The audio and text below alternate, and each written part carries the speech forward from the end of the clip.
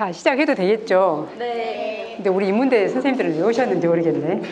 자, 제 소개하겠습니다. 저는 인문대학 행정실장으로 근무하고 있는 김희영입니다. 반갑습니다.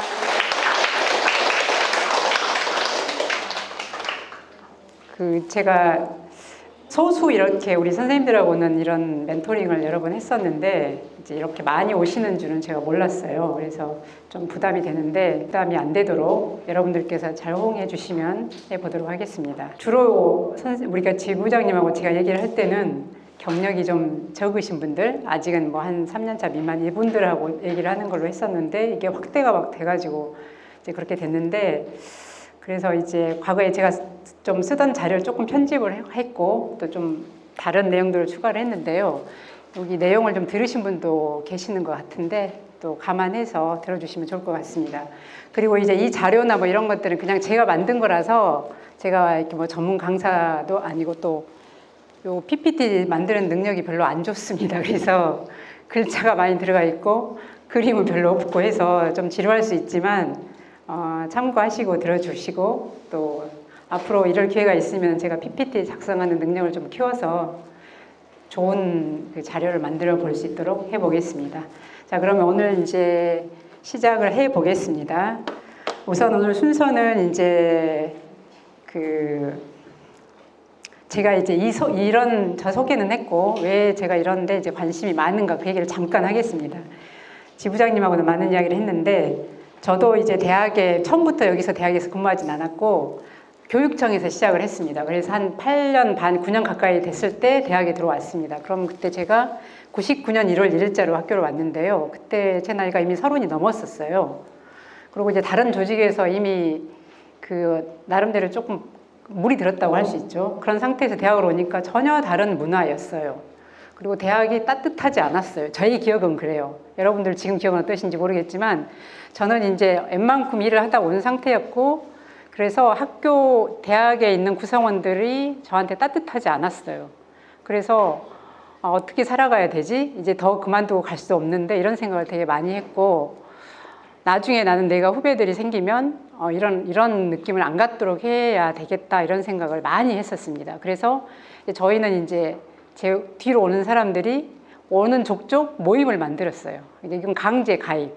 그래서 이제 모임을 만들었는데, 그래서 무슨 여직원 모임도 하고 막 그랬었거든요. 근데 이제 수가 막 늘어나니까 그게 감당이 안 돼서 이제 쪼개고 뭐 이렇게 해서 저는 지금도 이제 8명 모임을 하고 있는데 한 20년 이상 한 거죠. 근데 거기 진행되는 과정에서 많은 이제 그 사이에서도 또 우리가 직장이다 보니까 경쟁도 있고 또 눈에 안 보이는 그런 약간의 시샘도 있을 수 있고, 하지만 깨지 않고 이렇게 지금까지 시간을 넘어왔다는 데에 대해서 이제 구성원 서로 이제 감사하는 마음이 있는 것 같아요. 그게 이제 조직이 어떤 보탬이 됐는가 이렇게 생각을 해보면, 만나면 그런 정보 나눔을 참 많이 했었어요. 이렇게 너희 부서는 어떠냐, 뭐 학교에 지금 어떤 트렌드가 있냐, 어떤 이슈가 있냐, 뭐 이런 얘기를 많이 했었고, 그거는 뭐가 문제일까? 내가 생각하는 게 뭐가 잘못됐지? 왜 그런 결과가 나왔지? 이런 것들을 서로 검증해보는 시간들이 많이 됐었던 것 같아요. 그래서 그런 과정을 통해서 본인도 성장할 수 있었고, 그랬기 때문에 여러분들께도 지금 현재 이제 오시는 분들한테 제가 그런 얘기를 했었어요. 이렇게 비슷한 또래들끼리 모임을 만들고, 그리고 그걸 연구학습 모임으로 연결시키면 참 좋을 것 같다. 왜냐하면 이제 연구학습 모임을 하라고 그래도 뭘 해야 될지 당장 모르잖아요. 그리고 또 이게 연구학습 모임이 지금 현재는 어떤 상태냐면 약간 끼리끼리 이런 친불친으로 엮여있는 그런 상태가 상당히 있는 것 같아요. 저희가 하고 있는 모임도 그게 없다라고 볼 수는 없겠지만, 그러다 보니까 신입들이 끼어 들어갈 자리가 없는 상태가 돼버렸고, 신입들끼리 모임을 하게 되면 한계가 있죠. 확장성이 한계가 있죠. 그래서 기존에 있는 모임에 신입들이 한두 명씩 끼어 들어가서 하는 게 가장 좋은 모델인데, 이제 이것들은 앞으로, 그래서 총무과에서도 이번에 그 연구학습 모임을 숫자는 늘렸대 팀당 지원 금액이 줄었죠. 30만 원을 하던 걸 뭐 18만 원인가 이렇게 많이 줄었던데, 그걸 보면서 많은 고민이 있었구나라는 생각을 했어요. 이걸 다 잘라내기도 그렇고, 이제 아직은 또 여러 가지 의견들이 있는 상태에서 정립이 안 된 상태에서 그냥 후딱 잘라버리기도 쉽지는 않았을 것 같다 이런 생각이 들어서, 그런데 어쨌든 간에 이런 연구학습 모임이 개인의 입장에서 어떤 도움이 되느냐, 아까 말씀드렸던 것처럼 그런 도움이 될 수 있고, 조직의 입장에서도 주요한 이슈나 이런 것들이 자연스럽게 공론화가 된다면 부서 내에서 해결하지 못한 문제들을 거기를 통해서 일정 부분 해결할 수도 있다라고 저는 생각을 합니다. 그리고 이제 이 모습이 친불친 노는 모임으로 변질이 되면 그것은 원래 당초 취지에 안 맞는 거죠. 친불친도 쌓을 수밖에 없지만 첫 번째 목적은 우리가 그 일종의 우리가 정규 교과가 있고 비교과가 있잖아요. 그럼 우리가 비교과라고 생각을 하면 되는 거잖아요. 내가 하는 업무는 정규 업무지만 그런 활동이나 이런 거는 비교과에 해당한다라고 봤을 때 우리가 학생들이 정규 교과에서 배우는 것도 있지만 비교과에서 배우는 것도 상당히 많잖아요. 이런 부분들을 우리가 채워나갈 수 있는 하나의 좋은 시스템이다, 저는 그렇게 생각을 하고 있습니다. 그래서 이제 아마 총무과에서 많은 고민을 해서 신규 직원들이 많이 이렇게 포함될 수 있도록 그런 걸 하실 거라고 생각을 합니다. 이제 제가 이 부분에 관심을 갖는 이유는 저는 이제 앞으로 한 2년 정도 있으면 퇴직을 할 예정입니다. 근데 이제 제가 늘상 관심을 가졌던 조직에 대한 관심, 그 다음에 구성원들에 대한 관심, 또 이 친구들이 어떻게 잘 적응했으면 좋겠다라는 관심, 이런 것들이 이제 제가 그동안에 쭉 공부해왔던 그런 것들이 조금이나마 이 친구들한테 전달이 됐으면 좋겠다. 부서 내에서 요즘에 전달하는 것도 한계가 있잖아요. 그래서 부서 외의 방법으로 이렇게 해가는 방법도 좋다라는 생각을 하고 있었는데 우리 김강훈 지부장님이 이쪽에 포인트를 두고 열심히 하는 것 같아서 나도 기회가 되면은 할 수 있으면 하겠다 이런 말씀을 드렸던 거고, 궁극적으로 이제 여러분들께서 이제 직장 생활을 얼마 안 되신 분들 입장에서 과연 이 조직이 나한테 무엇을 줄 수 있을 건가 많은 생각을 하실 겁니다. 저는 직장이기 때문에 직장에서 다 행복을 가질 수는 없다고 생각을 하는 쪽입니다. 그리고 저는 직장에서 친구가 가능하다라고 믿지도 않는 쪽입니다. 즉 이거는 그러니까 생각의 차이입니다. 저는 그런 쪽이었고 지금 생각도 같냐 그러면은 중간 정도일 수도 있고 아닐 수도 있지만 조심해야 된다. 왜냐하면 이게 이제 친구로 얽히게 되면 공과 사의 구분이 모호해지고 그리고 이제 의지하는 게 강해져서 만약에 그게 틀어졌을 때 더 많은 내가 그 충격을 받아야 돼요. 그래서 나름 조심해야 될 필요가 있다. 근데 어떤 분이 그런 얘기를 하더라고요. 자기는 직장에 학교 오는데 가장 큰 즐거움 중에 하나가 좋은 사람하고 밥 먹으러 온다. 이렇게 얘기를 하더라고요. 그래서 제가 그때 충격을 받았어요. 이렇게 생각할 수도 있겠구나. 저는 전혀 그 생각을 못 했는데 나는 직장이고 직장에서 내가 맡은 일을 문제없이 해내야 된다. 뭐 이게 저는 항상 중요한 모토였는데 좋은 사람하고 밥 먹으러 오는 게 큰 기쁨이다. 그래서 제가 충격을 받았는데 요즘에는 그것도 하나의 중요한 요인이 될 수 있겠다. 왜냐하면 일만으로 살 수는 없으니까 누군가 유래를 받아야 되고 그런 차원에서는 그것도 의미는 있다라고 생각을 합니다. 그래서 제가 이제 앞으로 또 이런 기회가 있을지도 모르겠지만 어쨌든 직장에서 이런 과정을 통해서 본인들이 성장하는 기회가 됐으면 좋겠다라는 생각을 합니다. 우리가 이제 이 중에서 이 조직을 떠날 수 있는 사람도 있겠잖아요. 그렇지만 중요한 건 내가 가진 능력은 없어지지 않는다. 그러면 이제 일을 하면서 어떻게 하면은 내 성장도 같이 도모할 수 있을 것인가. 저는 그래서 7-3을 주장을 하는데 2이 7이고 3 정도는 여유 시간을 가져라. 그래서 그 시간을 나를 성장시키는 데 써야 된다. 그러려면은 늘상 일을 할 때 그냥 오늘 해도 되고 내일 해도가 아니라 데드라인을 정해놓고 하고 나머지 시간을 내가 활용할 수 있어야지 흘러가는 대로 냅두고 있으면 나라는 존재가 없게 되고 그리고 항상 허덕이게 되고 그러는 과정에서 지치게 되고 어느 순간 그럼 나는 뭔가 이런 생각을 하게 되더라고요. 그래서 30%의 시간을 확보하기 위해서 근다고 그걸 태내고 막 남들 죽으라고 일하는 시즌에 혼자 책 보고 이러는 건 아니겠죠. 방법이 있어요. 여러 가지 방법이. 그러니까 그런 걸 요령껏 해서 그 30%를 확보하지 못하면 되게 본인이 힘들어진다. 이런 생각을 많이 했기 때문에 그 30%를 통해서 여러분들이 일하면서 행복을 느꼈으면 좋겠다. 이게 제가 바람입니다. 그래서 이런 활동에도 참여를 하는 거고 그렇게 해보려고 하고 있습니다. 자, 그러면 본격적으로 오늘 내용을 들어가도록 하겠습니다. 이 제목은 제가 정한 거 아니고 지부장님이 주셨어요. 근데 처음에 받고 나니까 대학 행정 조직에 대한 이해, 요거는 제가 얘기해 줄 수 있을 것 같더라고요. 근데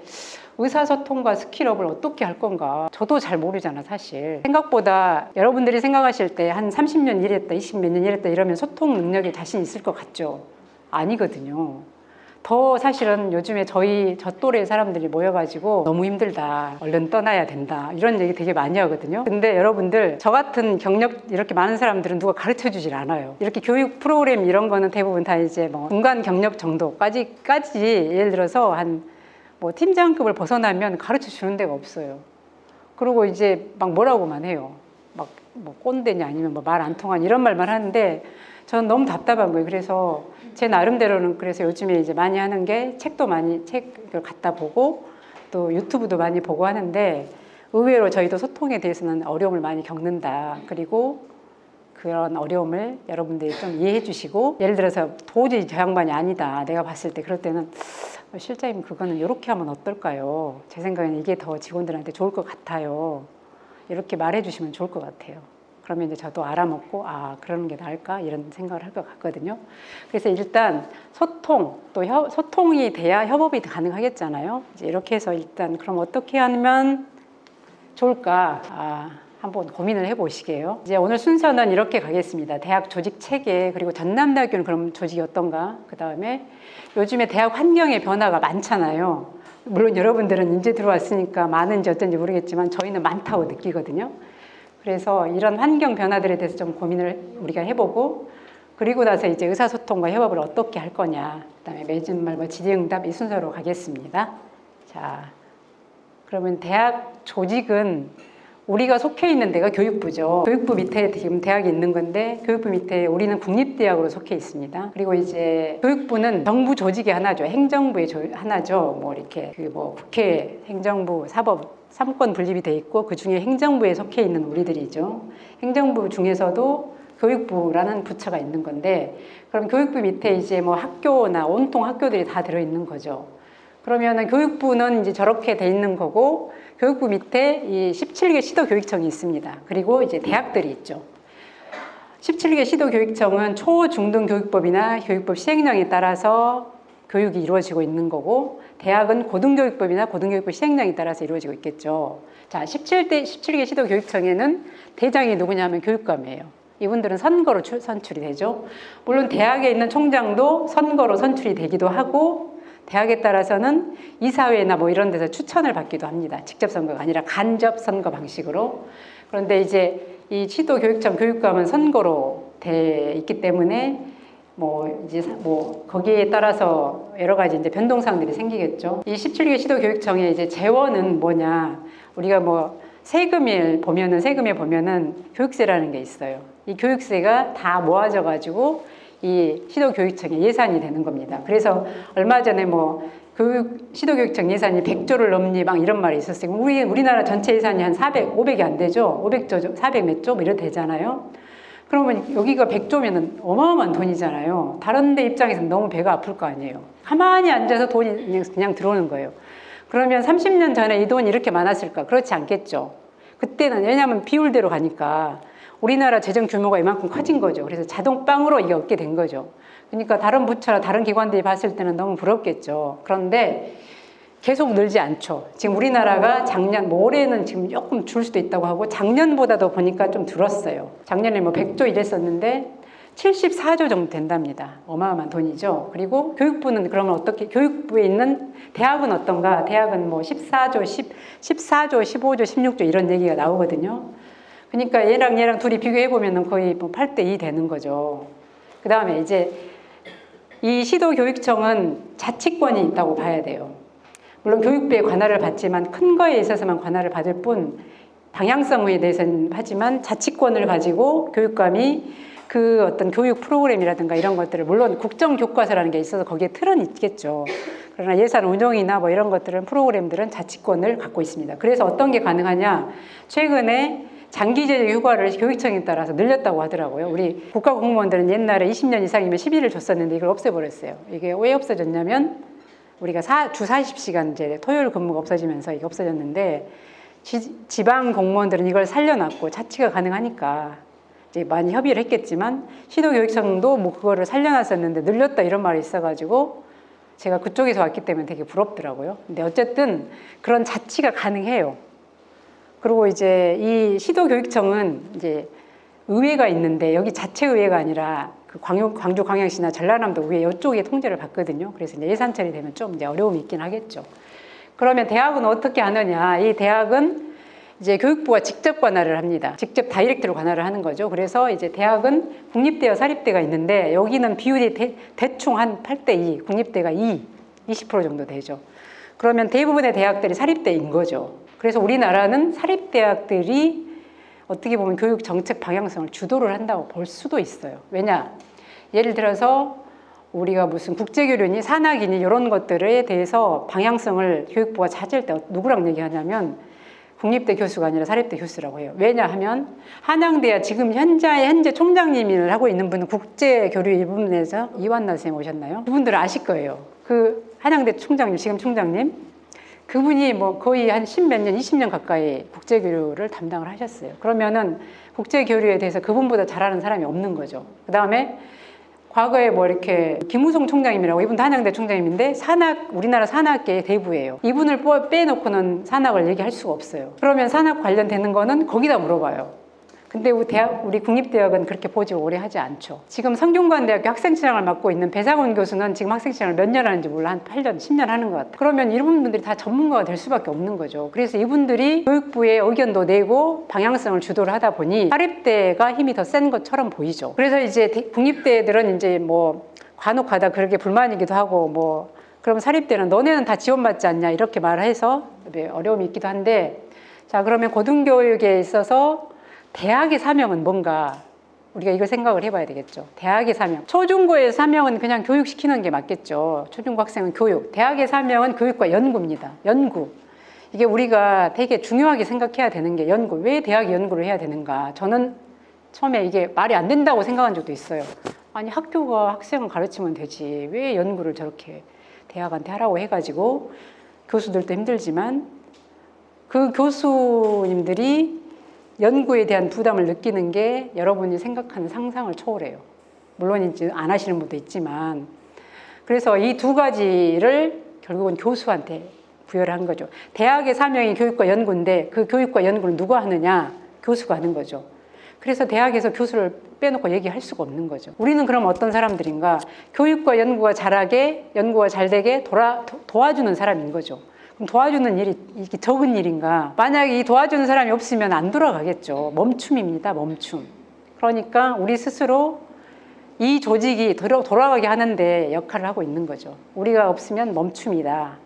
이렇게 우리의 존재 이유를 찾으면 되겠죠. 그럼 대학은 어떻게 설립이 되는가? 대학 설립 운영 규정이라는 게 있습니다. 거기에서 또 교사, 교지, 교사는 건물이죠. 거기 다 그런 게 제한이 돼 있어요. 교사는 학생 수가 이만큼이면 건물이 이만큼 돼야 된다. 땅은 뭐 이만큼 돼야 된다. 거기에 따라서 이제 학생 수, 그 계열별로 또 이렇게 학생 수 산출하는 방법도 있고, 거기에 따라서 교수 수도 나오고 뭐 이런 게 다 나오는 거예요. 기준이 다 있죠. 그리고 이제 국립학교 설치령, 국립학교는 그럼 어디에 또 근거하냐? 대학 설립 운영 규정 플러스 국립학교 설치령에 따라서 이제 대학은 기준이 정해지는 거죠. 거기에 보면은 뭐 우리 학교의 총과 시설과 이런 과 있죠. 이게 뭐 몇 개를 둘 수 있는가까지 정해져 있어요. 우리는 16개. 국립대학 중에 우리가 제일 많죠. 그리고 이제 뭐 행정실수는 몇 개를 둘 수 있는가, 뭐 이런 것도 다 정해져 있죠. 그러면 우리가 행정실이 아닌데 행정팀이라고 하는 데가, 예를 들어 조그만 대학들은 우리도 그렇죠. 예술대, 뭐 약대, 수의대 이런 데는 다 행정팀이라고 하죠. 그래서 우리 학교 조직 설치 규정에 보면 팀을 두는 데를 정해놨죠. 그렇게 운영을 하는 겁니다.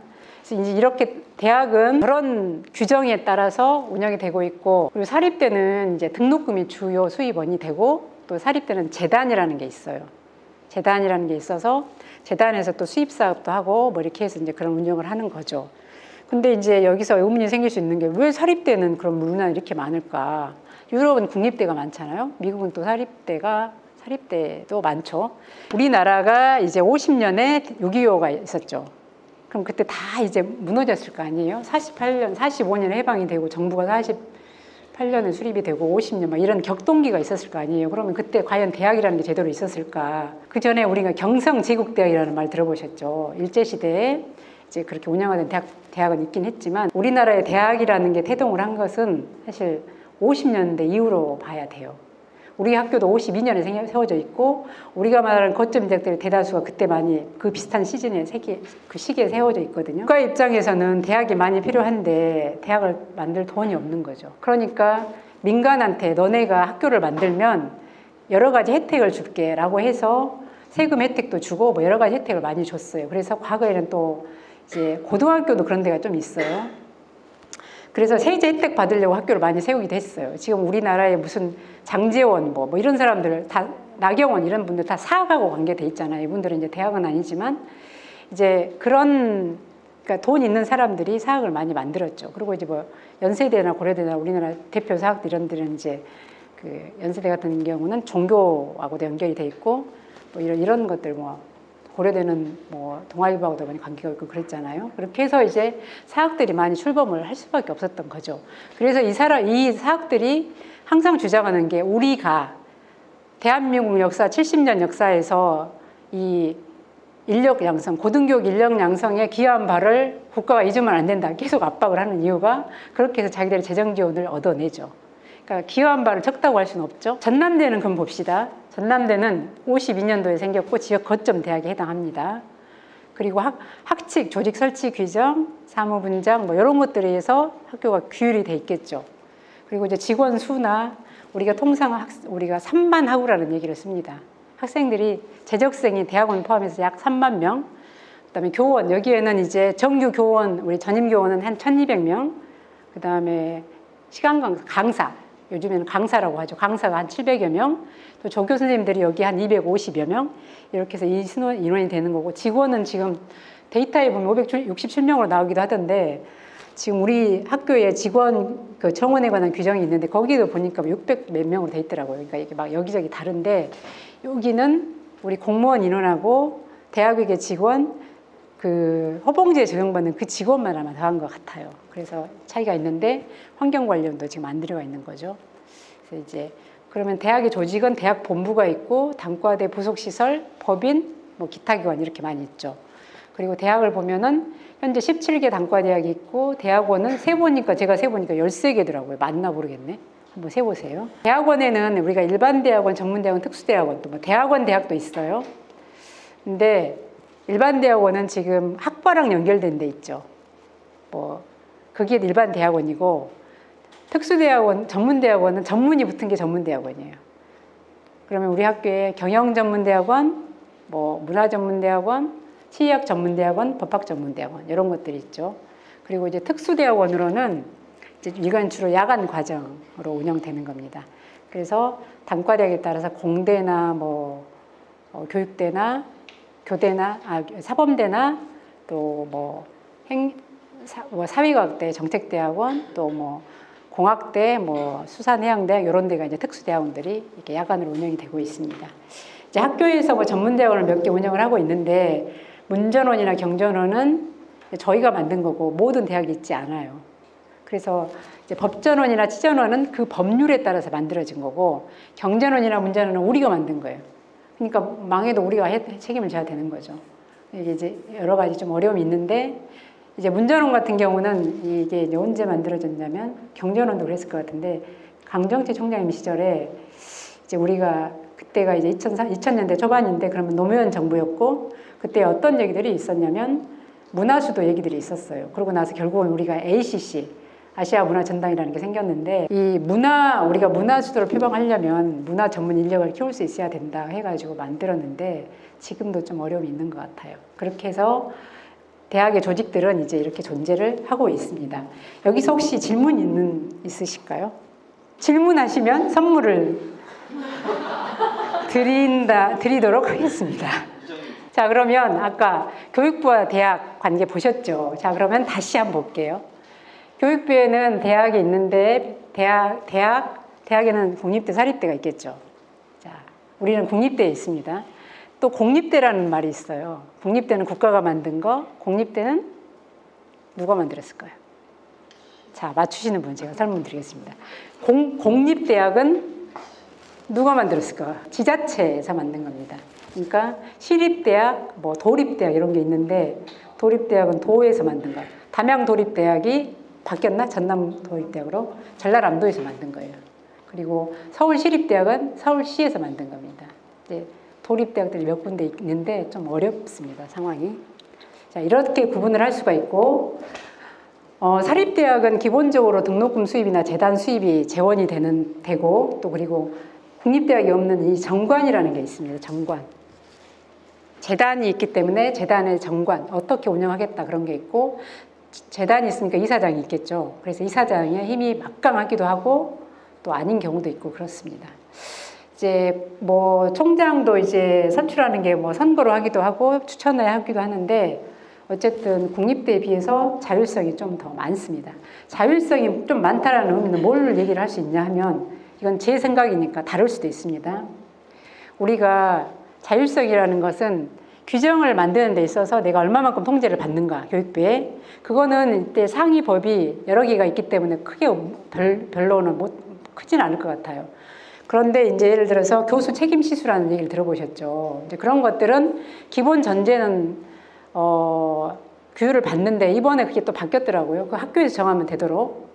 옛날에는 9시간을 학기당 9시간을 지키도록 돼 있었어요. 이게 뭐 15주 이렇게 해가지고. 근데 그걸 교육부에서 이번에 풀어버렸어요. 이게 대학에는 엄청난 거죠. 그래서 지금 TF를 우리 학교도 가동을 하고 있는 걸로 알고 있습니다. 근데 사립대 같은 경우에는 이제 그런 운영이 하는 방법에 있어서 다양하게 하더라고요.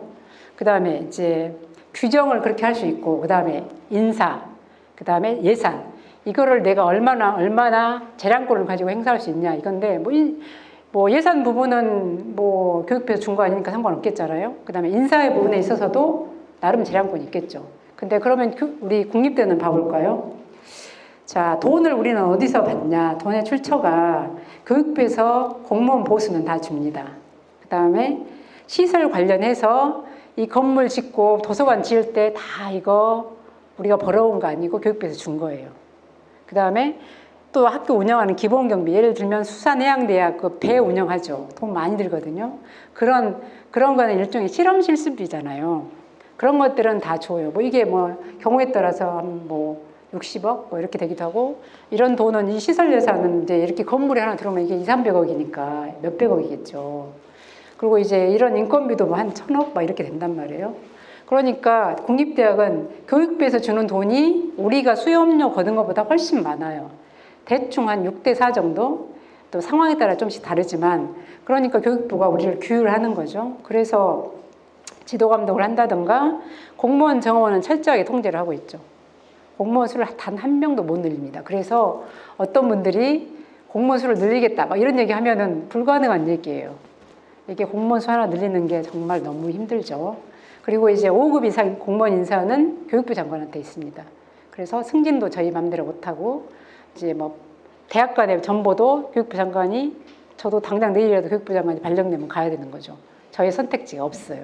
그러나 이제 존중을 해주는 거죠. 너 여기서 있었으니까 이제 승진하면 1년 정도 밖에 나갔다가 다시 들어올 수 있도록 존중은 해주는 거죠. 그러나 총장님이 만약에 제가 마음에 안 든다, 교육부에 전화 한 통 해가지고 쟤 보내주라 그러면 저는 당장 바로 가는 겁니다.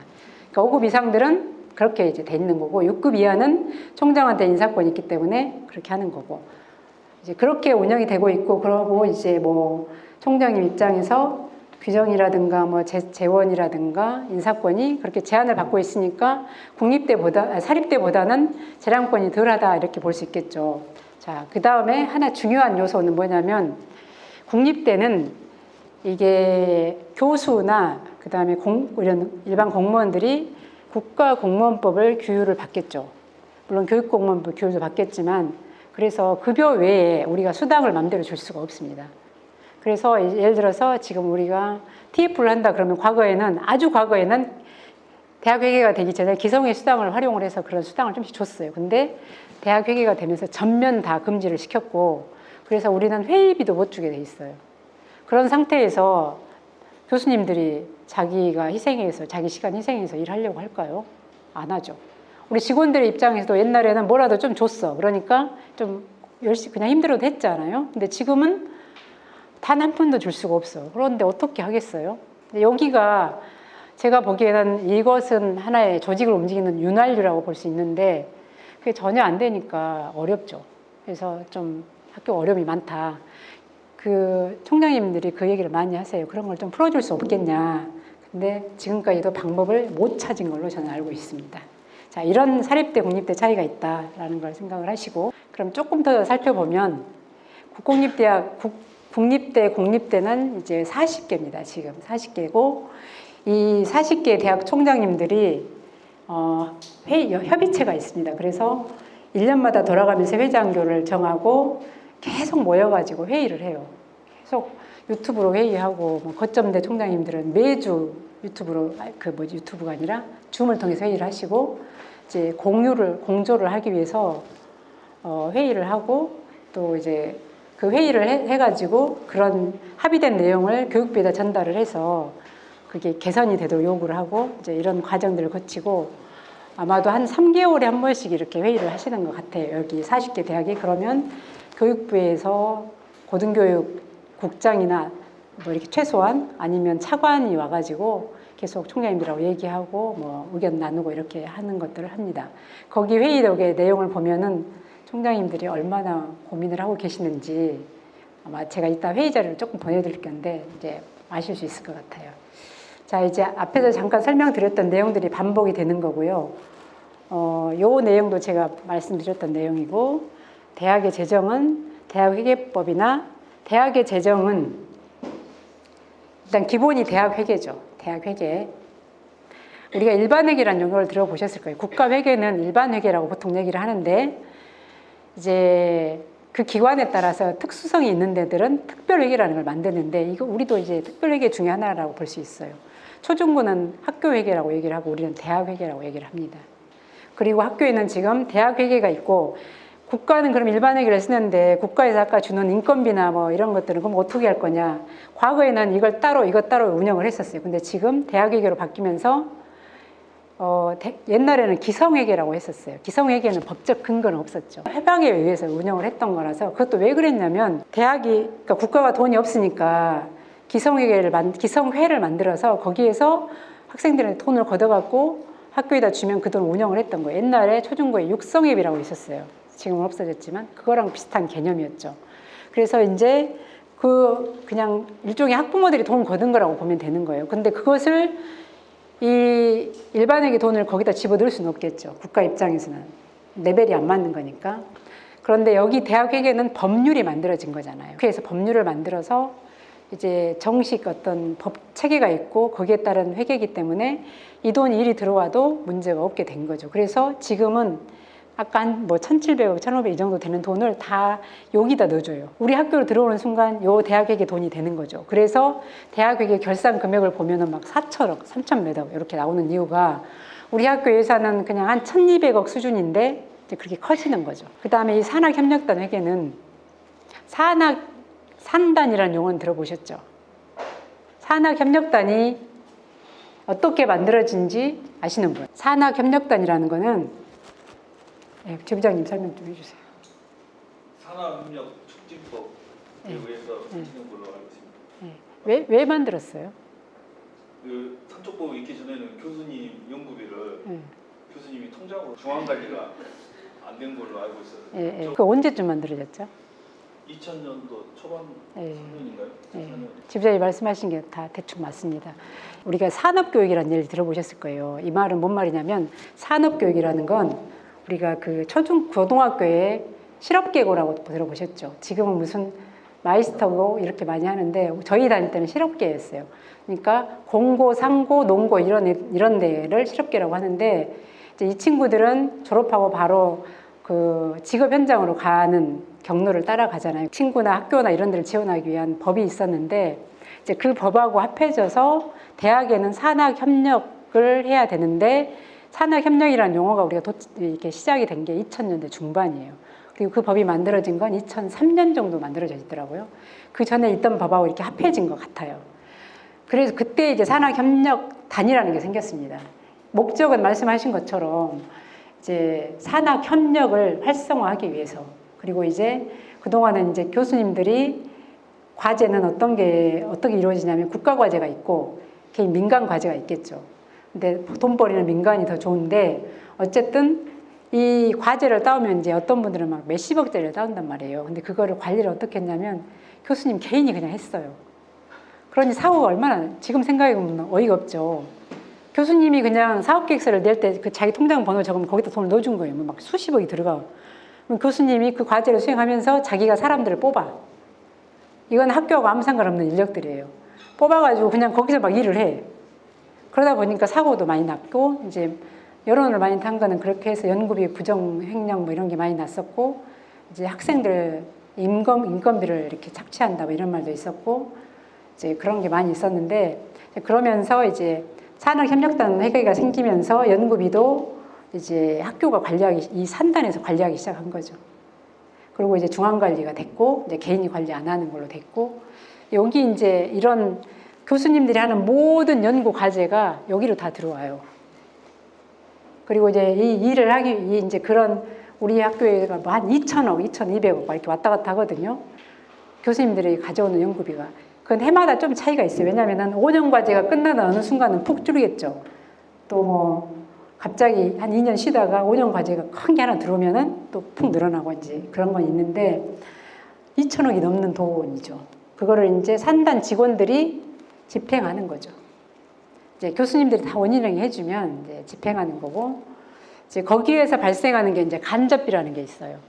간접비는 과제별로 해서 몇 프로를 이렇게 띄는 거예요. 그러니까 우리 거 시설 쓰고 전기 쓰고 뭐 다 쓰잖아요. 그러니까 학교에서 그걸 이제 수익으로 잡는 거죠. 그래서 거기서 일하는 직원들 인건비도 주고 또 다른 것도 하고 교수님들이 또 연구 잘했으니까 성과급도 주고 뭐 이런 것들을 할 수 있어요. 능률 성과급 뭐 이런 것도 주고 이 회계가 되게 크죠. 그리고 이제 뭐 최근에 학교에서 우리가 연구비 수주가 뭐 국립 거점대 1위다 막 이런 거 막 광고 나왔었거든요. 1위 한 건 사실이에요. 많이 하고 있었고. 그리고 또 하나 있는 게 이제 발전기금 재단 회계가 있습니다. 발전기금 재단 회계는 전남대학교 발전기금 있고 각 단과대학별로 자체 재단이 있는 데도 있어요. 몇 군데 한 대여섯 군데 있을 텐데 발전기금 재단은 그 회계 이렇게 결산서 보면은 뭐 190몇 억 이렇게 나오는데 실제로는 이제 계속 유지하는 돈이고 해마다 쓰는 돈은 대충 한 70억 안팎인 것 같아요. 근데 이제 학교에서 매년 이제 그 정도 돈은 걷어요. 모금이 되죠. 이제 여기서 중요한 수입원이 이제 그 옛날에는 우리가 이 광주은행하고 금고 계약이 돼 있죠. 금고가 뭐냐 하면 우리가 학생이 돈을 걷으면 여기 어디 금고에다 넣을 수 없잖아요. 그러니까 은행에다가 그거를 예치를 해놓는 거죠. 그리고 우리가 갖다 이렇게 쓰는 거잖아요. 그 운영하는 거를 이제 금고를 우리가 지정을 해서 관리를 하는 거죠. 근데 광주은행 입장에서는 우리가 뭐 다 합하면 한 막 몇천억 되잖아요. 이 돈을 자기들이 갖고 운용을 하는 거예요. 그 대출도 해주고 하겠잖아요. 그러니까 이 금고개혁을 따내기 위해서 은행들은 사활을 걸죠. 모든 공공기관이 다 마찬가지겠잖아요. 민간기업도 마찬가지겠지만. 근데 우리 이제 광주은행하고 주거래 은행이 광주은행이에요. 다른 데도 하긴 하지만. 여기서 이제 옛날에는 금고개혁을 맺었다 해가지고 그런 발전기금을 뭐 60억 뭐 이렇게 냈어요. 그럼 발전기금을 여기다 집어넣어가지고 여기는 이제 대학회계처럼 법이 그렇게 정밀하지 않아서 약간의 융통성을 발휘할 수 있어요. 그래서 여기다가 넣어가지고 우리 직원들한테 뭐 연수도 보내주고 뭐 기타 등등 포상도 좀 막 늘려주고 교수님들 막 여기서 노트북도 사주고 막 했어요. 근데 이제 작년부터인가 뭐 이렇게 바뀌어가지고 어떻게 됐냐면 금고를 계약함으로 인해서 발생한 어떤 발전기금이나 이런 금액은 여기 해당되는 대로 들어가야 된다고 이렇게 돼버렸어요. 그래서 여기 이제 돈이 못 들어가는 거죠. 그래서 이제 앞으로 여기도 좀 어려움이 있겠죠. 이제 그런 상황들입니다. 이제 이 돈이 되게 중요하기 때문에 우리 학교 돈이 어떻게 굴러가는가 여기 이 세 가지에 대해서 큰 카테고리가 있고 우리가 주로 하는 거는 뭐 거의 다 대학 회계와 관련되는 일만 하고 있죠. 과대학에서는 간혹 가다가 본부에서 오는 그런 것들 문서 몇 개 오는 것들이 있고 이제 이렇게 되는 것도 있죠. 이렇게 해서 이제 학교가 운영이 된다고 보면 되겠습니다. 자, 이제 전남대학교 조직에 대해서 보겠습니다. 전남대학교 조직은 홈페이지를 보시면 돼요. 조직도가 있으니까. 근데 그 조직들은 이제 살펴보시면 제가 드리고 싶은 말씀은 대학이라는 데가 아까 교육과 연구라고 말씀드렸죠. 최근에는 교육과 연구인데 산학협력, 지역사회 기여가 아주 중요한 테마가 되고 있습니다. 이게 어느 정도로 우리한테 큰 물결로 다가오게 될지 정확하게 예측하기 불가능한 상황인 것 같아요. 여기 계신 분들 중에서 지자체에서 오신 분도 있죠. 근데 지금 대학에서 오랫동안 근무했던 사람들은 지자체가 과연 우리한테 어느 정도로 실력 행사를 할 것인가가 많은 관심사입니다. 왜냐하면 돈을 쥐고 있으니까, 돈을 이제 주고 있으니까 그런 상황이고 지역사회에 기여하라는 것이 계속해서 요구하고 있는 겁니다. 그럼 우리가 지역사회에 어떻게 기여를 해야 되는가? 그러니까 각 부서에서 선생님들이 하고 계시는 일 중에 도서관에서는 막 산책도 하고 뭐 무슨 프로그램도 하고 박물관에서 막 그런 프로그램 하고 평생교육에서도 하고 뭐 리걸 클리닝에서 막 지역민들한테 뭐 법률 강의하고 이런 게 다 그래서 하는 거예요. 왜 이런 쓸데없는 일을 하는가? 쓸데없는 일이 아니고 지금 현재 이 상황이, 이 시대 상황이 대학한테 그렇게 요구를 하고 있습니다. 되게 고민이 많은 부분입니다. 그래서 그걸 이해를 하고 들어가야지 내가 하고 있는 일에 대해서 내가 분노가 안 생길 수가 있어요. 앞으로 여러분들은 지자체 직원들하고 싸울 수도 있거든요. 우리가 왜 이런 생각이 들 수도 있고 시대 트렌드가 산학협력이고 지역사회 기여다. 그리고 산학협력은 지금 이 정부는 대학에서 지역사회가 필요한 인력을 양성을 해서 지역사회에 공급해라가 요구사항입니다. 그래서 정말 대학이 많이 힘든 상황이죠. 대학은 어떻게 보면 모든 조직이 그렇습니다. 모든 조직이 규정이 있고 사람이 있고 돈으로 이렇게 세 가지 큰 굴레로 돌아갑니다. 이 이야기를 제가 왜 강조하냐면 이걸 모르면 여러분들이 기획보고서를 쓸 때 쓸데없는 소리를 써요. 제가 아까 들은 얘기인데 도서관에서 야외에서 독서를 하는 프로그램, 야외에서 책을 편하게 읽을 수 있는 프로그램을 시민이나 학생이 함께 할 수 있는 프로그램을 하라고 했대요. 도서관은 돈도 없어, 거기에 할 수 있는 인력도 더 준 게 없어, 규정을 받은 것도 없어요. 근데 위에서 전화가 한 통 와서 하라고 했대요. 그러면 이제 과장 이하 직원들은 뭐야 이게 이렇게 하겠죠. 우리가 왜? 거기에 대해서 아는 바가 없어요. 그럼 내가 어떤 의도를 가지고 그 일을 해야 되는가? 과장도 모르는데 직원들한테는 더더군다나 설명할 수 없는 거죠. 그러니까 일이 이렇게 되면 안 되는 거죠. 기존에 우리가 하고 있는 인력이 있고 거기에 맞추어서 돈도 뭐 규정도 예산도 다 세팅이 돼 있는 거잖아요. 근데 갑자기 그런 걸 하라고 그러면 설명을 해줘야 되잖아요. 왜 해야 되는지, 그럼 거기에 필요한 인력이나 돈은 어떻게 할 건지. 근데 저는 이렇게 생각해요. 사람마다 다르겠지만 교수님들은 연구를 하고 교육을 하는 게 주였어요. 근데 어느 날 갑자기 행정가가 돼서 왔어요. 본부에 있는 보직하신 분들, 보직자들은 저는 행정가라고 생각을 합니다. 왜냐하면 의사결정을 해야 되니까. 근데 그분들은 하고 있는 시스템이 자기가 하고 있는 게 교육을 하는 거고 연구하는 건데 그것은 누구의 제재를 받는 게 아니라 자기 주도로 했어요. 그래서 내가 생각이 있으면 하라고 하면 된다고 생각하는 분들이 많아요. 아마 여러분들이 앞으로 수도 없이 많이 겪게 될 겁니다.